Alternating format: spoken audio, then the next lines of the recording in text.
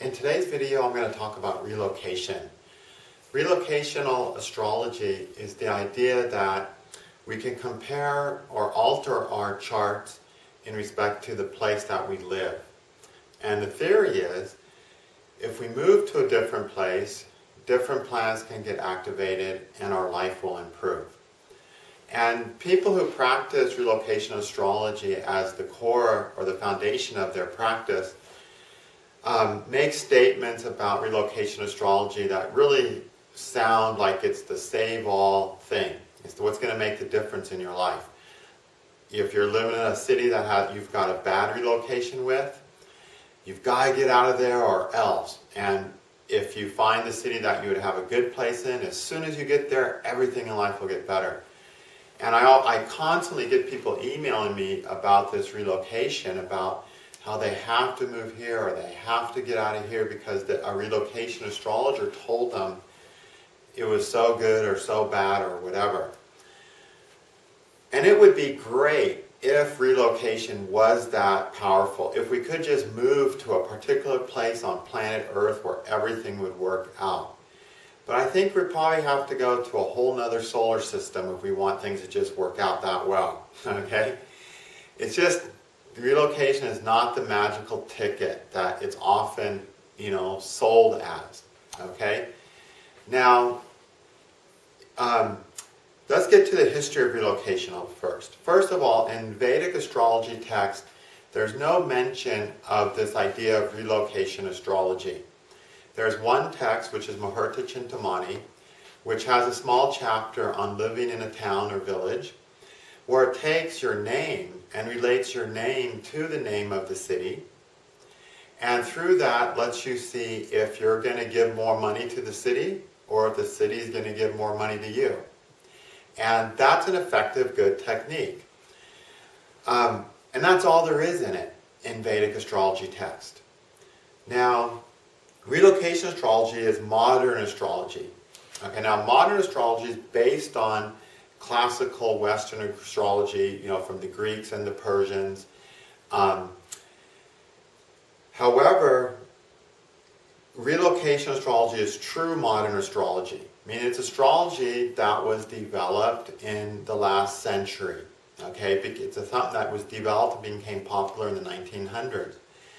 And it's a great technique. But life just doesn't work out that way, that you can just move somewhere else and have everything work out just right. Now, why is that? Well, because relocation technique is not the magic pill of astrology. Relocation is just another astrology technique. Now, what do all astrology techniques do? Whether we use transits, whether we use timing periods, whether we use solar returns known as Varshafala, whatever technique we're using, we're simply seeing what planets are most active right now in your chart. And those are the planets that are going to give you the fruits of your destiny right now. Those are the planets that are going to give you two choices, one which you can take and one which you cannot take. Okay? Or maybe more than two choices. Everything in life is a give and take. And the chart shows all the gives and takes in life, and it also shows which planets we prefer to follow. So those are the ones we give with, versus the planets that we don't care to follow as much, which are the ones that are taken from. And through that, we make the choice of our destiny. Now, relocation is just another technique to see what planets are active at this time in your life. And what time are we talking about? The time period that you're in that city. Okay? So if you go to a city for a trip, and you go to New York, and all these Venetian things happen to you while you're in New York because New York lights up your Venus based on relocation astrology, well, we could have predicted that by looking at New York for you and saying, oh, in New York, Venus becomes prominent. There'll be lots of Venus activity in New York. So you go there and you have the best pizza in your life. You meet a supermodel and she actually talks to you at the pizza joint for the whole time that you're eating your pizza. You get your first taxi ride in your whole life I mean, face it, getting a taxi driver is a Venetian affair that most people never have these days, right? So there's all these Venetian things happen to you. Now, the relocation chart would have shown those Venetian things happening, meaning Venus becoming prominent. But even without the relocation chart, we could have looked at your chart and said, oh, you're going into a period where Venus is really prominent during your stay in New York. So I expect a lot of Venetian things. Or you might have said, gee, when you're there, Venus is crossing your ascendant in transit. So transits would have shown it. So it's not that relocation is going to New York is what made Venus happen for you. Venus was happening, meaning there was something in your chart where Venus was getting activated. Along with that activation, there was something in your chart that says you're going on a vacation. And so you go to New York and have a Venetian vacation. Okay, because that's what's being activated in your chart. And the relocation chart is just another tool to see the same thing.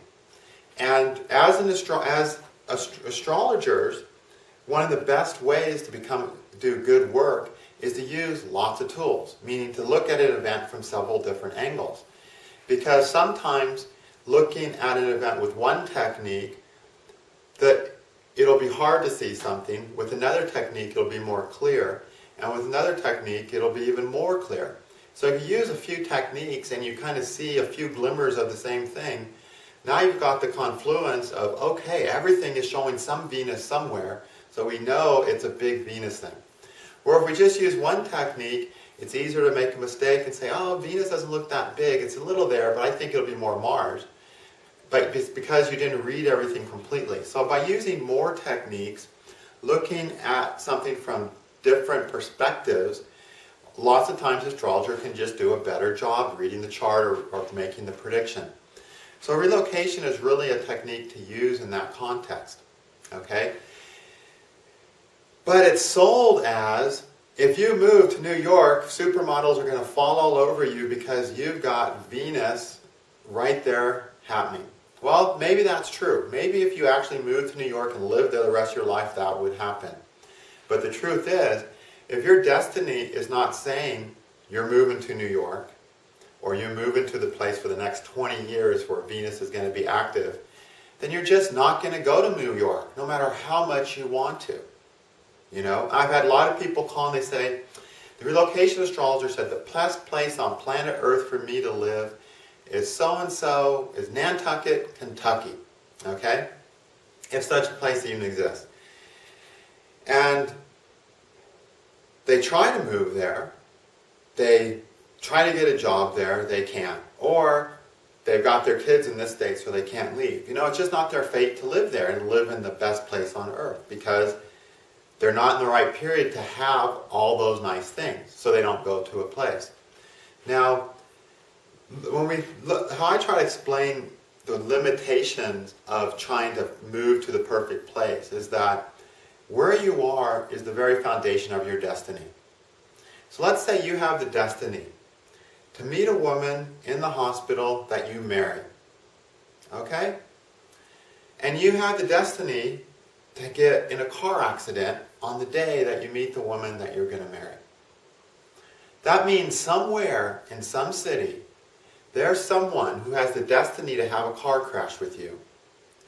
And a woman working at a hospital that is close enough, the closest hospital to where you're going to crash your car, for you to get taken to, that you're going to meet and fall in love with and get married with. Okay? So your fate is going to take you to that place, to that intersection where you're going to crash your car and be the right distance from the hospital, that the ambulance is going to take you to that hospital at the time that super nurse is having her shift, and you meet the girl.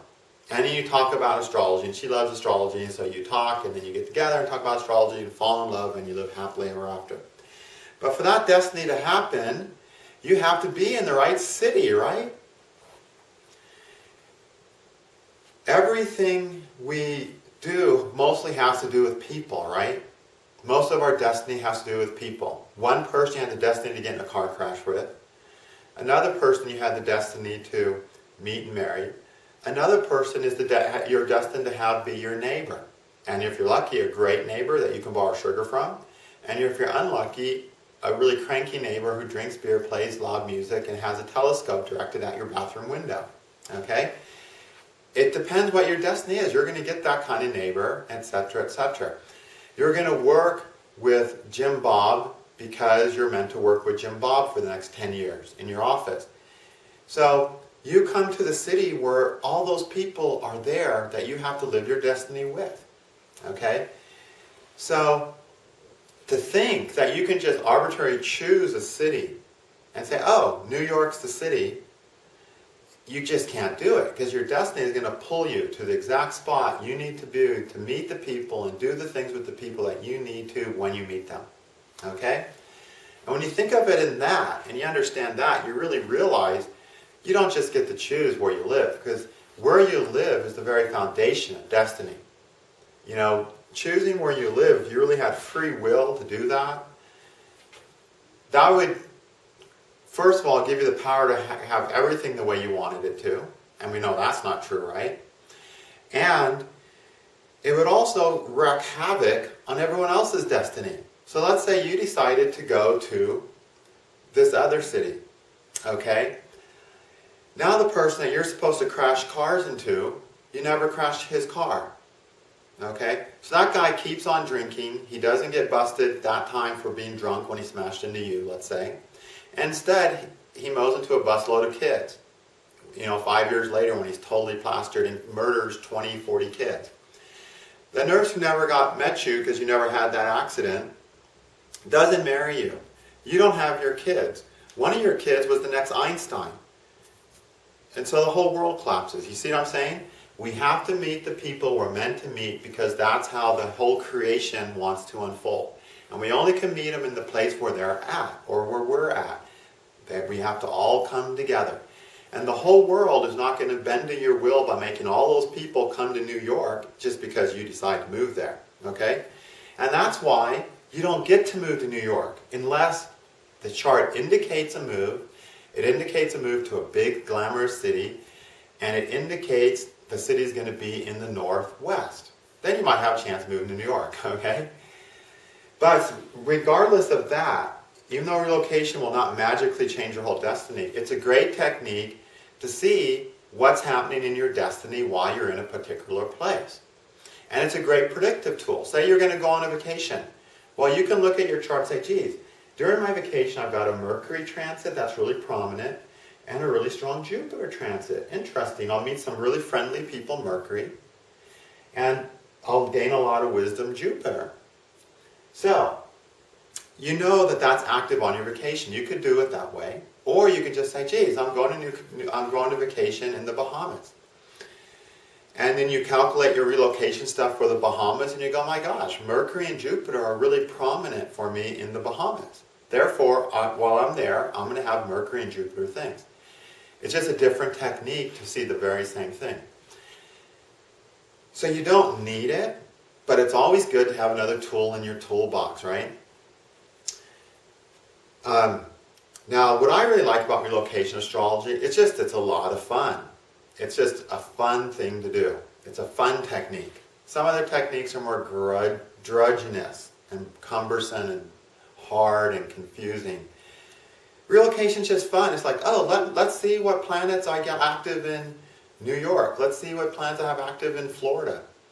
And then you can try to choose your destiny and say, well, I think I got more nicer planets active in Florida, so I want to go there for my vacation or to live. And you can try to get there, because maybe you are meant to move there. But if you are, you should be able to see in your chart, move to the southeast, to a humid Capricorn type place. Florida is ruled by Capricorn because it's a tropic jungle area, especially if you move to the Everglades.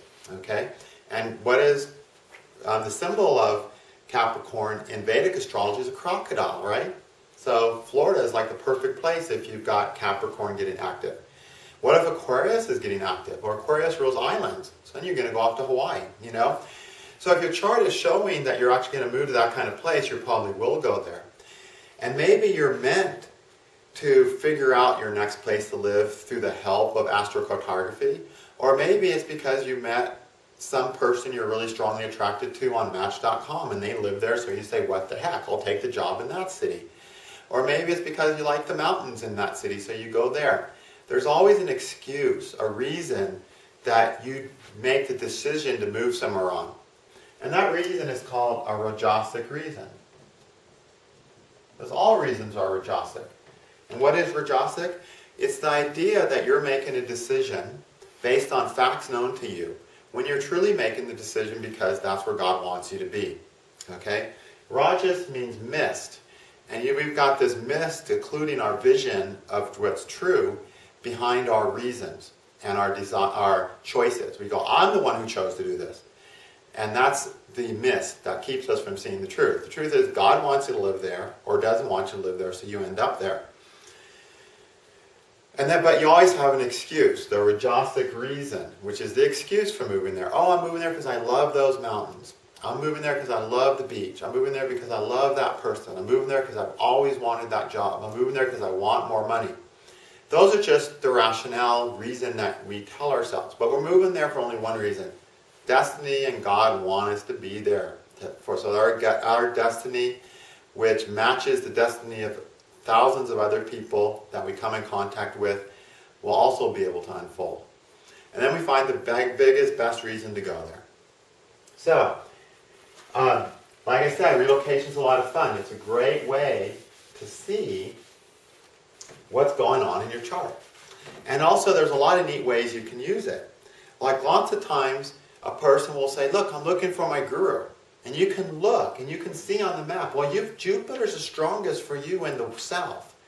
So your guru, your teacher, is probably going to come from the south. Boom, that'll happen. Or you can say, gosh, Venus is just so strong in the north. Good chance your spouse is going to come from the north. And boom, she might come from there. So we always go to relocation to see what parts, what directions things come into our lives from. It's not always about us going to the direction. The things in that direction can come to us as well. So relocation is a great branch of astrology, but it shouldn't be oversold as a magical pill to help you change your whole destiny. Your destiny is going to suck until you either do the appropriate meditations that you can change your fate a little bit, but largely it's going to suck until it gets better according to your birth chart and the things getting awoken in your birth chart. And if it's good, it's going to be good only until the planets, different planetary influences arise in your birth chart, and then it's going to suck again. That's the one sure thing in life. Life will go up, and then it'll go down. And life will go up, and life will go down. That's the one thing you can be sure about. Okay? And it does all that in accordance with your birth chart. But we can also, like I said, use the relocation as a tool to see those same things, and sometimes see them more easily. It just depends how good you are at different techniques. So relocation is a fun one though, because it's a fun way to just see how things are happening in a different area. There's a lot of relocation techniques. The most popular is astrocartography. Astrocartography is where you get a map of the entire globe with all these planetary lines on it. And the idea is, if you live next to one of these planetary lines, you will get that planet in your chart. The nice thing about that technique is that it gives you a big, broad perspective. But it's not really the best technique for narrowing down very minute perspectives. Okay? Because the truth is, your life can be different in this city versus a city 20 miles away. And when your destiny is changing something for the better or worse, you're likely to go to that city 20 miles away. You don't have to go all the way across the world. But it's a great technique for seeing a broad vision. Unfortunately, it's become so popular that a lot of people don't even know of other relocation techniques. Okay? Now, in Muhurta Chintamani, there's a technique based on kakinis, which are coins. Is the city going to give you more coins, or are you going to give the city more coins? And that's an accurate, great technique for seeing if you'll be able to prosper or not in a city. I've already made a video on that, a few videos on that at astrologyvideos.com. Then there's a technique using declinations. That's based on how far north or south of the equator a planet is in your chart. That's called the declination. There's a relocation technique using declination to see which planets become prominent at any given place. Then there's a relocation technique using right ascension.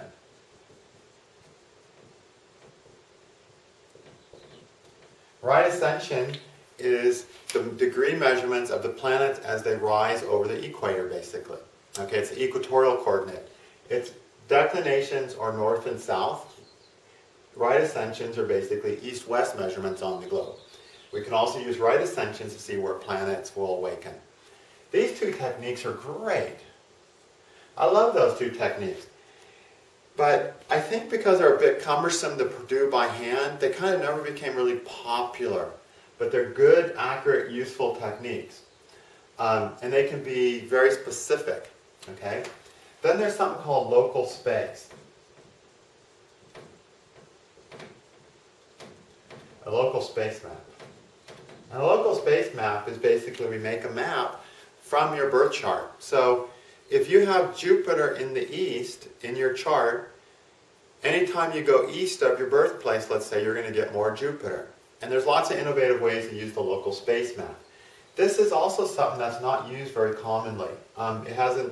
It's kind of fallen away because astrocartography has gotten so popular.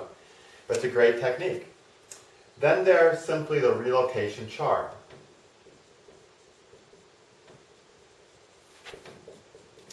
And this is a very popular technique. It's a good technique. It's also one that will make you pull your hair out the most, because it's the technique that can get the most confusing. And this is the one I get the most questions on. If I move to here in my relocation chart, I get Jupiter here, what does that mean? And stuff like that. The relocation chart is basically when you calculate a chart for a city as if you were born there. So if you want to move to New York, you basically calculate the chart for the same moment of time, but for New York. And if you had been at the same moment in time, not the clock time, but the same moment in time, been born in New York, that's how your chart would have looked. You would have had different ascendants. Planets would all have been exactly in the same positions, but your ascendants and house cusps would all change. And therefore you'd have a different destiny. So a lot of emphasis is placed on a relocation chart. But the reason this gets so overwhelming to work with and sometimes tricky is because you're looking at a whole new set of charts. With these three techniques, declination, right ascension, and local space, and even astrocartography, they're just so simple because they just let you see which planet in your chart is going to awaken. And so they're a great basic technique. They're every bit as effective as relocation techniques, and in lots of ways more effective because they're just so simple that you're not going to get all confused. And confusion is the astrologer's enemy. So all these techniques are just so simple. The Kikini technique is simple. These are all simple techniques that a 12-year-old could do. And with that, and do well. Relocation chart, you're only going to use that technique as well as you can already do a birth chart, because it's basically using just a different birth chart. So this one takes just a lot more experience to use well. There's a couple simple things one can do with it, but all in all, it's a much more involved study to do the relocation chart. Okay? So I'm going to cover all these relocations. I think I'm remembering all of them. Over the next year or two, into a course, and so you guys can have fun playing with this. I'm going to take my time with it. Whenever I have a little bit of extra time to make a video, I'll just probably do a relocation video until these all get worked out. Because a lot of people ask about it who live in the West. In India, people never ask about this, but in the West, relocation has just gotten so popular in Western astrology that people are constantly asking Vedic astrologers about this relocation stuff too. So it's a good thing to know about, and it's a really fun technique. And again, the Kikini technique, that one is a Vedic astrology technique from Muhurta Chintamani, which is basically from the 1600s, quite old text from India. Okay, thank you.